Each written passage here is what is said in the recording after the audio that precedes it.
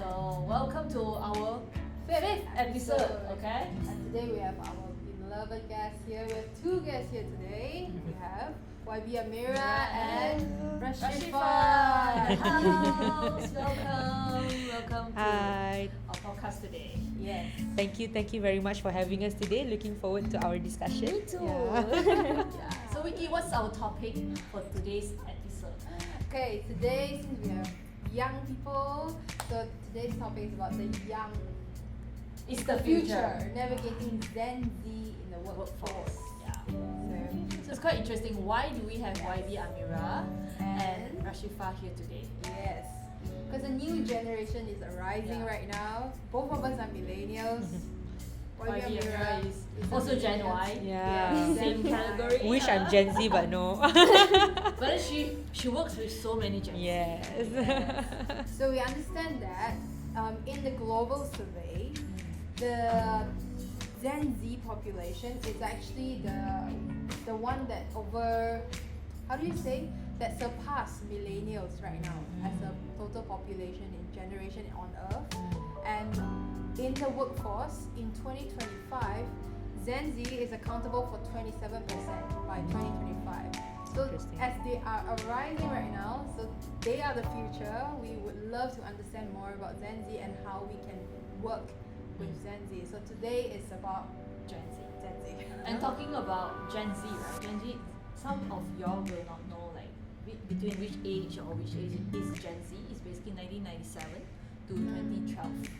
And I just had like a calculation just now, in 10 years from now, like from today, all Gen Z will officially step into their workforce. Oh, They're by 21 years another old 10 years, already. huh? Yeah, 10 years Yeah. from 2033. Yeah. So I think 10 years time is fast. So we should be prepared for the future. Yeah. Yeah. We want to understand what is Gen Z, why is it so special, why is it so unique, and how it influences the workforce, the consumption, politics, culture, and everything. So today we're going to talk about this. Yes. Great. Let's get into it. Yeah. Okay, so today, like, let's have a quick introduction. Like, Yeah. who is YB Amira with Rashifa? Why are they here? Like, maybe a quick intro. Vicky, do you remember? Okay, yes. YB Amira is one of the founders and also the deputy President. President of MUDA. MUDA. Malaysian United Democratic Hey, I try to Alliance. remember. Malaysia. You're cheating. Malaysian United Democratic Alliance. Yes. Yes. And also the director of Women's in Power. Yeah. So it's so great to have YB Amira here with you. And Thank Rashifa is the Mahasiswa activator and also the project manager of Women in Power. So, ta-da! Yes. And she's also special officer for YB Amira. They work very closely. Yeah. And let's talk about why Gen Z and Gen Y. And she's the most special guest lah, cause she's Gen Z. Yeah. So it's the generation we're talking about. You share all the crazy experiences. Yeah. Okay. Okay. So let's get into our first discussion point. Okay. So we talk about Gen Z. We actually heard from many employer out there. They say that actually Gen Z, they are so smart. So they're supposed to be best educated because they have access to all the digital stuff, right? Yeah. So how is Gen Z right now changing the workplace? And is Gen Z actually really better? What do you think? What do you guys think? Well, I mean, I'll just go first. I think the best part about Gen Z in comparison to other generations is that they experience the digital technology more than other generations. So even from young age, they have access to the internet is like something very accessible to them. I remember back when I was in high school, we don't even have WhatsApp. We can't do our work in a WhatsApp group, for example. Internet is a more privileged thing. Back even when I was in school, I don't have internet access at my house. I only use internet when I go to school, for example.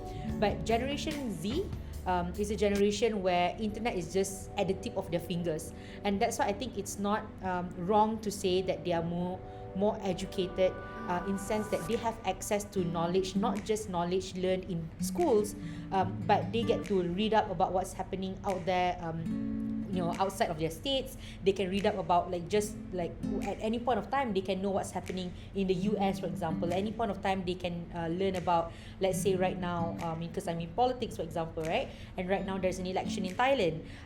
Let's say that if back in our generations, because we are the same generation, when we want to read about elections from other countries, we wait for the newspapers to come out, for example. But Gen Z, they can just Google about it, and they can read up about it, right? And so I feel that it's not wrong to say that Gen Z has well, I mean, you wouldn't say whether they're smarter or least smart, but they have better access to knowledge out there, like global knowledge as well. And if you ask me how they can change how the working culture work, for example, Gen Z is the only generation that experience studying from home.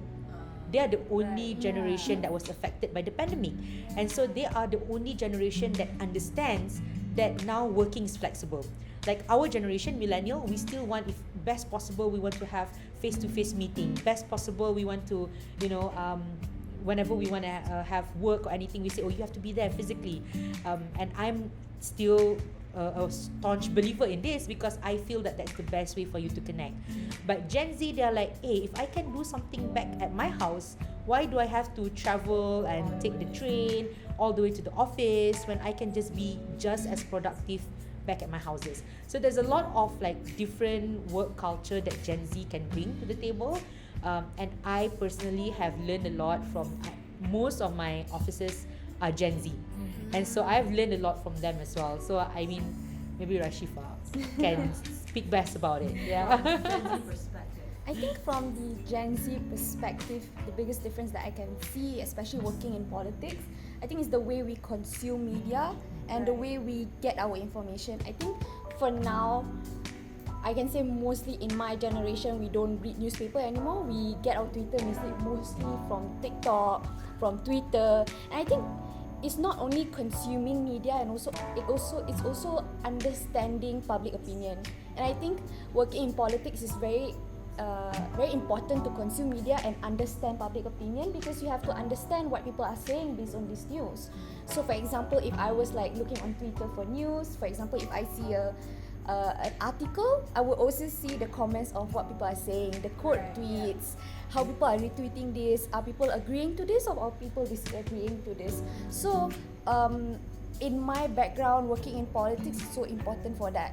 And also I'm still a mahasiswa, and I just cannot imagine students 10 years ago, even Amira, when she was a student, she would say she had to go to the library. And I feel I barely touch. So privileged.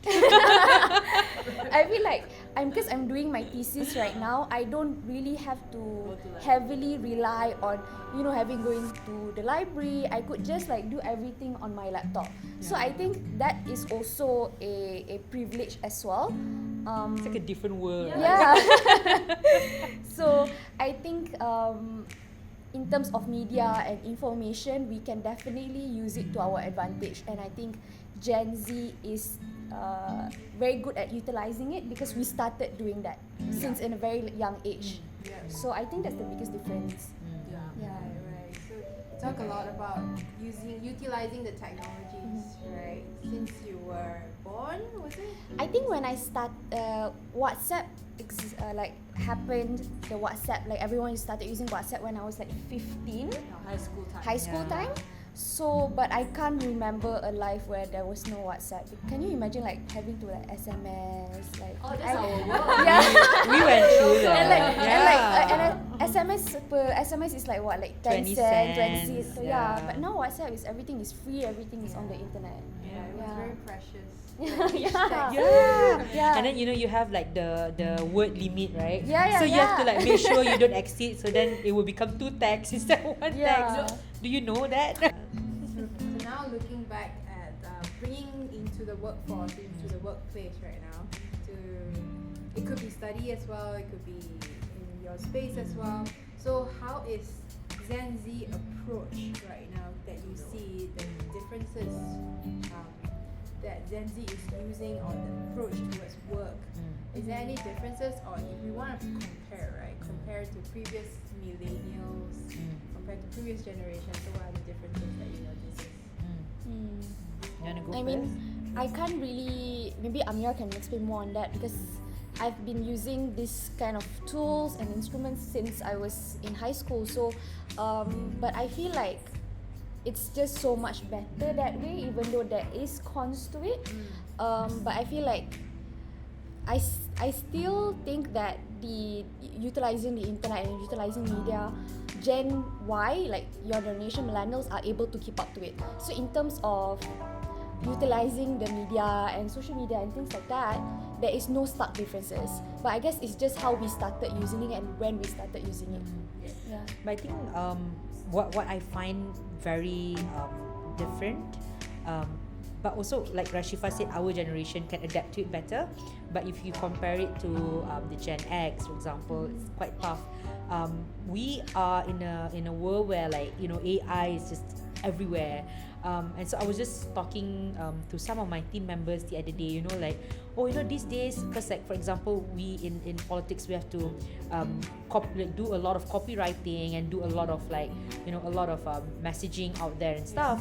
But it's much easier for you guys and for us now because, like, we just have ChatGPT, for example, and so it's so easy for you to, like, really massage your message out, you know, to make it more, we always call it to sexify your messages, for example.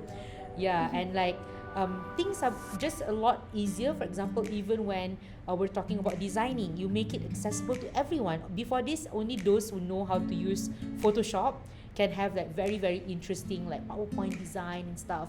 But now you have Canva, right? So everyone have access to it, for example. And before this, you need to learn how to, you know, let's say like even when you want to edit video, you have to have the skills. But now everyone can use it through CapCut. Everyone can do it using TikTok. Everyone can do it using. So there's a lot of tools, like Rashifa said, out there that are more accessible to not just Gen Z but to all generations. But because Gen Z are more, you know, they have started using internet from very young, they always discover all these things before the other generations. And so in that sense, it's they are one step further from the other generations. But I also feel that because Gen Z live in such a fast-paced world, you know, everything keeps on changing very fast. Technology, like, developing, like, you know, you have iPhone, like right now, iPhone 14, and just the next couple of weeks or months, suddenly you have iPhone 15.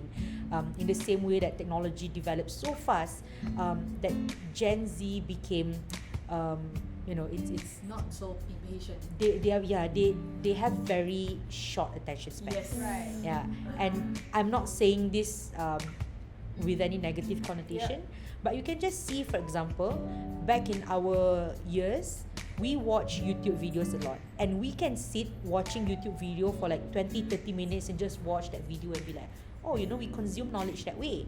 But for Gen Z, TikTok video above 1 minute, they got bored already. And this is something that we studied through politics as well. That's why whenever we want to do a political video, we say, do you want to attract the Gen Z? You have to make it in a 1 minute video. You have to make the first 5 seconds very interesting. Otherwise, Gen Z will just swipe. And your messaging is just disappear. And so I think because they live in such a fast-paced world, the attention span became very short. That also means that there is a huge struggle between for employers who are Gen Y and who are employers who are Gen X to keep up with the Gen Z. I was telling them, I was just having this discussion yesterday. One of my friend who has her own organization, she's a Gen Y, they used to have a work from home culture, but she realized that work from home, you know, their response rate is quite slow and stuff. So she told all of them, oh, let's come back to the office and let's work in the office. And she received a lot of resistance from the Gen Z employees. And so that's one of the things that is struggle, because for us, working in the office is still a lot easier for us to connect. Meanwhile, political workers aside, because whether they like it or not, they have to be on the ground. But other Gen Z would prefer to work in the safe confine of their own homes. Agree. I do agree too, because do also face problem, right? You have your meetings. Normally, I had meetings like 1 hour, no problem, 1.5 hours. Let's do some brainstorm. They will request to have our meeting like 30 minutes. Yeah. Yeah. That's it. Not more than 30 minutes. I'm like, what? Yeah. That's it. We have not even discussed further. Or Yeah. during the discussion, you can't have check in too much. Like, how Yeah. you makan apa? Can you Yeah. just get straight to the point? Yeah. And then Yeah. let's start. Yeah. So they will prefer that kind of approach. To And at least we are Gen Y, you know. Yeah. But when Gen X, you know, like at least half an hour of the meeting will be about small talks. So yeah, so that's like so far different than Gen Z. Yeah. Is it true, Rashifa? Yeah, I didn't realize it, but I like for me personally, I do like meetings that are very like straight to the point. Let's just discuss this. Yeah. So we cannot chat. What do you have at breakfast like? Uh, But Gen Y and Gen X, we enjoy doing that. You know, that's how you bond. Yeah, So, yeah. so that is very hard for. I Now think they just now. watch their friend's story. You already know that. Yeah. Where you I go just for realized, breakfast, I yeah. know. Then what about chat with friends? Then normal chat's okay. I think- For work separated. Yeah, I think everyone has their different ways of checking in. Yeah. Like personally, I like having like WhatsApp messages with my friends or like video calls, like outside of work time.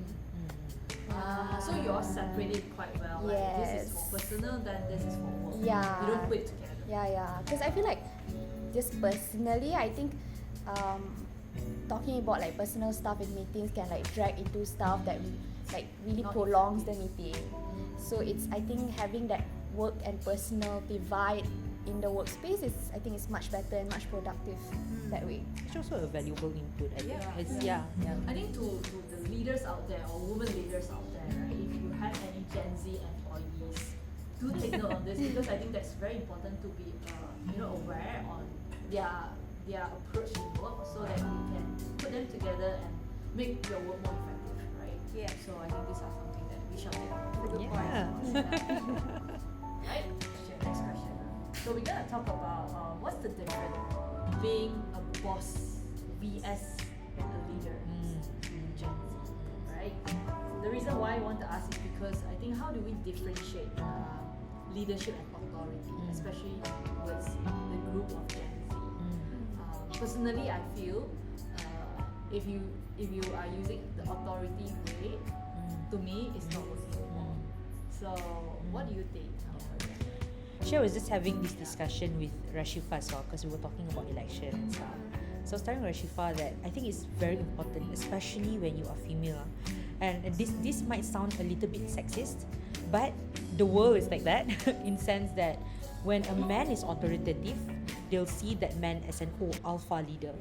But when a woman is authoritative, they'll see that woman as you're very bossy. And so it's very important, especially for young women, in my position, for example, in politics, to be able to balance between being a leader and also being someone that can work together with your team. And I feel that the biggest difference is that bosses demand things from your subordinates.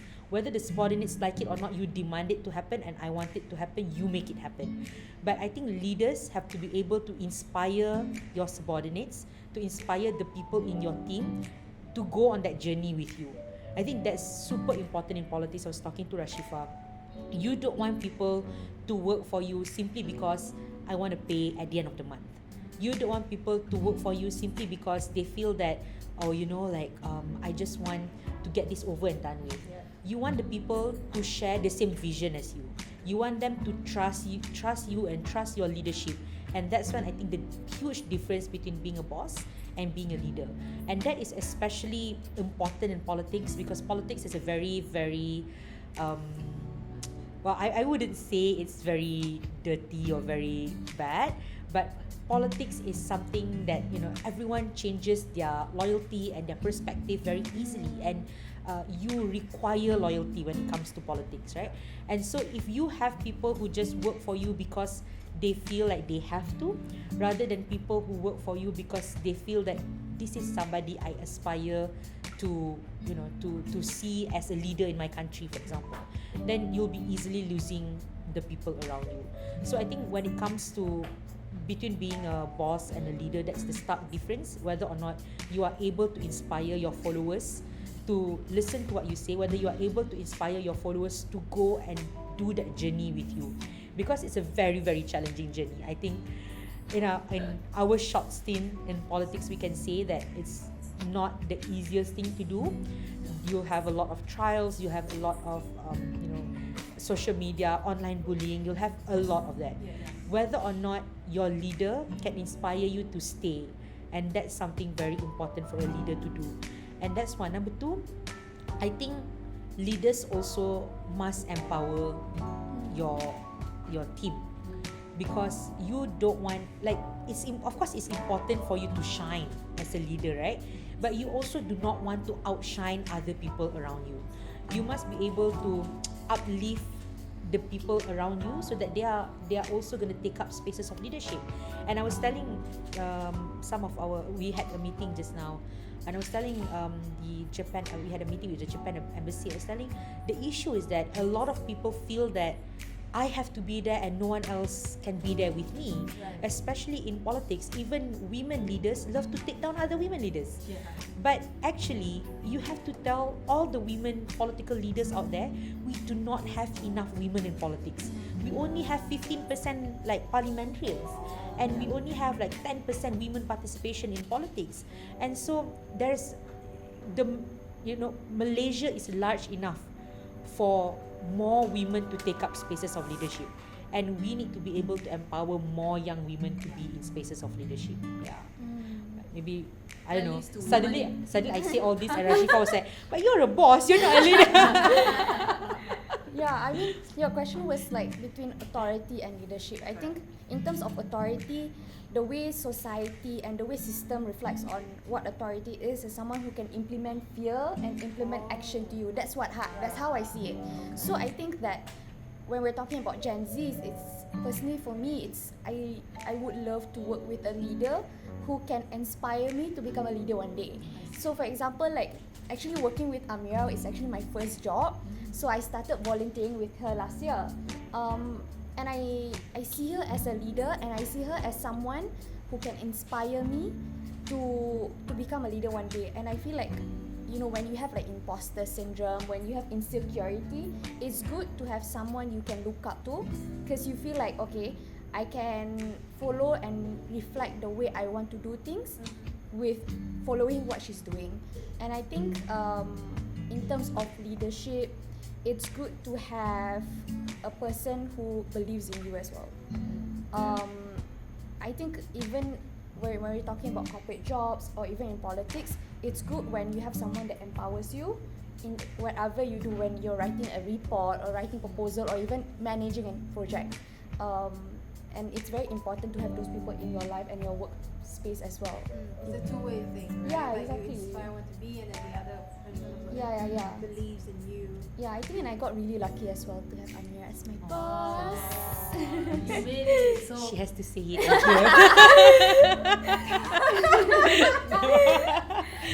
but I think one thing as well, when you are in a position of leadership, I think it's also very important for you to realize that you don't know everything, and you're not necessarily, just because you're their leader, you're not necessarily the smartest in the room. Maybe some of them in your team have better ideas and better input than you do, right? Especially for me, for example, although I'm also very young, but I have a team of extremely young people. So I know that sometimes when I want to do program and stuff, like for example, Women in Power, that's why Rashifa is the project manager, because I think that maybe Rashifa understands the generation better and she can bring more refreshing ideas on the table. I think as a leader, you have to be able to recognize that you don't know everything, and it's okay to also learn from your other team members. Alright, so right now we're gonna talk about the challenges that Gen Z face in the workplace, and YB Amira will share about your challenges dealing with Gen Z as an employee. Sure. Okay, so but then we're gonna hear from the challenges Gen Z faces. I think as Gen Z, our biggest challenges in the workspace would be just keeping up to the current trends. Especially when you're working in politics, it's a very, very uncertain world and uncertain environment to be in. And it's very challenging because you're always having to learn how to adapt to the, for example, like the current environments of the political opinions. And for me, that uncertainty has caused a lot of anxiety. As someone who is advocating for mental health, it's very hard to, when you're advocating for mental health, when you're a very unhealthy environment, I would say. But I think that given the space and given the opportunity to advocate for it, it has given me the opportunity as well. So when in terms of challenges, keeping up to uncertainties, and also, you know, when you're working in politics, you're working, especially in Malaysia, you're working with older people as well. They might not be as understanding to current situations like the mental health crisis, the climate crisis. So we are working harder to make them understand. I think that's for me, I feel the responsibility to make them understand as well. Interesting. Yeah. So she was touching on how older people, tough for the older people to understand mental health issues, for example. I think for me personally, I wouldn't say it's much of a challenge because you know, I think I understand the position where they come from, but I do know that a lot of employers are struggling with the whole work-life balance, mental health issue that Gen Z, actually all generations face them, but Gen Z are the most accepting to the idea. And so when we were starting to work, for example, I remember when I started to work, I was just telling them as well yesterday, you know, we work until 3-4 a.m. in the office, and at 8 a.m. we have to be back in the office, especially when you are in the law fraternity, right? And you consider that for us, we consider that as normal, and we consider that, hey, you have to hustle to make a living, you know. And it never occurred to us whenever we have, like, let's say whenever we have anxiety or whenever we have depression, we really suppressed it because we think that if you want to make it in this world, that's just the challenges and the things that you have to do. Meanwhile, Gen Z understands that what they are facing. So it's not necessarily it's something that only Gen Z is facing. Actually, a lot of other generations face them as well, but we don't know how to recognize them. When we are feeling anxious, for example, we don't recognize it as having anxiety. When we are down in the slum and you don't want to leave the house, you don't recognize them as depression. You just feel that, oh, I'm not in the mood, you know, and stuff like that. And so I think it's tough for employers to sort of like work around these ideas. I spoke to a lot of people, other employers who are very afraid actually of hiring Gen Z, because they are very afraid of hiring Gen Z because they are scared that you know, this is something that they say lah, like, oh, nanti tiba-tiba depressed, don't want to come to work, you know, and stuff like that. But actually, if you give them room, for example, if you give them a room to, like, look, if you need to take a break, you take a break. I would rather you take 1 week off rather than you completely burn out, for example, right? And that's something that is totally okay. Your company will not crumble and burn down just because one of your employee needs to take a leave, for example, right? So I think those are part of the challenges working with Gen Z as well. Another one is it's not actually a challenge. I think it's something that everyone has to be completely aware of, but most employers, especially not millennial, I think millennials are still okay, but the more older generation, they don't really understand what constitutes sexual harassment. They don't really understand what are sensitive comments and racist comments. They think that everything is just, I was just joking, you know, like they don't think that that's offensive. But Gen Z, and for us, it's also part of our fault in Gen Y, is that we've been accepting of it. We just felt that whenever people say that, you know, like older people, you just leave them be lah. But Gen Z, they confront it, right? And that caused them a lot of problems in their working spaces as well. We were just talking about, let's say, recently, the sexual harassment thing, right? In office spaces, when you are in your working spaces, even calling someone sayang constitute as a harassment now, right? But all the older generation, like, they always tease the younger ones, calling them saya and calling them and saying things like, oh, I only have one wife, I have 3 more quota. But those are actually all very offensive, and those are all very, it's harassment, especially when you are their employer and they are your subordinates, right? There's a very different kind of power dynamic there, that whenever you say something like that, even though you mean it as a joke, that person cannot say anything because you are their employer. And so these are the things that I wouldn't say it as a challenges working with Gen Z, rather than challenges of Gen Z to navigate with the older generations. But if I would say the challenge to work with Gen Z, I think one thing is definitely the attention span. I think I'm quite lucky that my team, they can adapt well to the way I work. But I think in a way we're also lucky that in politics everything is also very fast paced. So one day Pakatan Harapan is not with BN, the next Pakatan Harapan is with BN, and so everything is very very fast paced. And so, but in other working spaces, a lot of the times employers are struggling to work around the attention span of the Gen Z. And I know this, like, even though I'm in the politics, but I used to also have my own small company as well, and many of my employees are also Gen Z, and you really need to make sure that they can, if it's a long project, for example, right, they cannot concentrate on the long project. Like, they really want to move on to the next project quickly. Like, it's very tough for you to say them, look, this is a long-term thing. This is not just a short-term, you end here and everything ends here. So that's one challenge. The second challenge, I would say that because I am from the kind of I'm the kind of person who feels that work-life balance is not something that I really adhere to, simply because I'm the kind of generation that I want to hustle to get somewhere. And so you also need to understand that sometimes your employees need to take a break, and they might not be able to follow your pace. I think Rashifa can attest that I have a very fast-paced working, and it's sometimes I need to maybe slow down a little bit so they can follow my pace. But also pushing them to faster, to go faster. I see it happens both ways. So what I'm hearing is Gen Z gets to know more about who their rights, their value, then they stand out for that. And then the other generations might be like, whoa, what's this, right? And then they are also adjusting to both of the parties. And right now we talk about attention span as well. How can we adjust, come to a middle point? Cool. Love this. So much insights. I write a book. Navigating around Gen Z. So I think another thing that Gen Z has to sort of learn and unlearn is to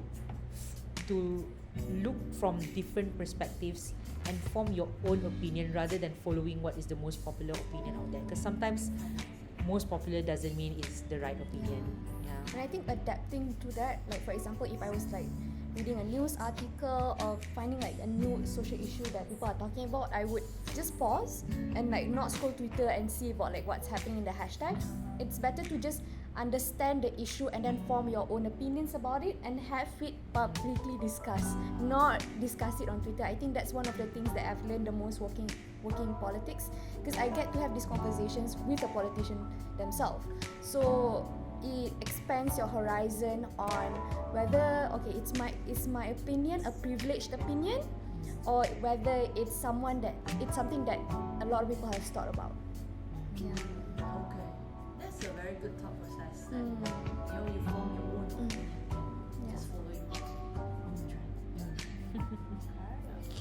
Alright. So coming to the end, we're trying to understand from your point of view, your perspective here as well, how Gen Z is reshaping the workforce, the world.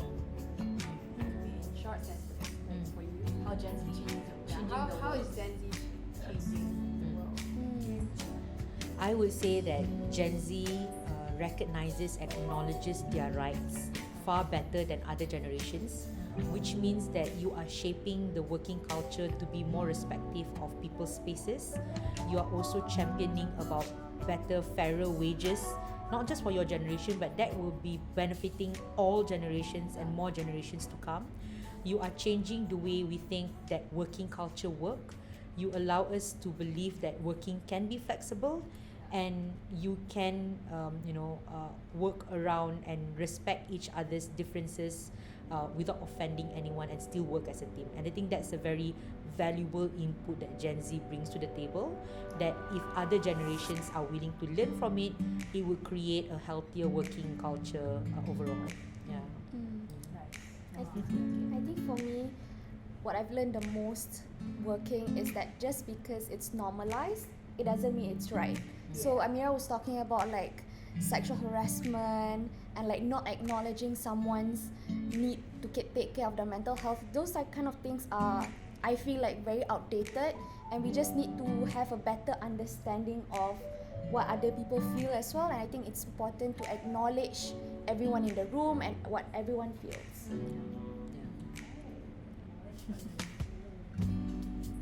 Because you're working with Gen Z. Oh yeah.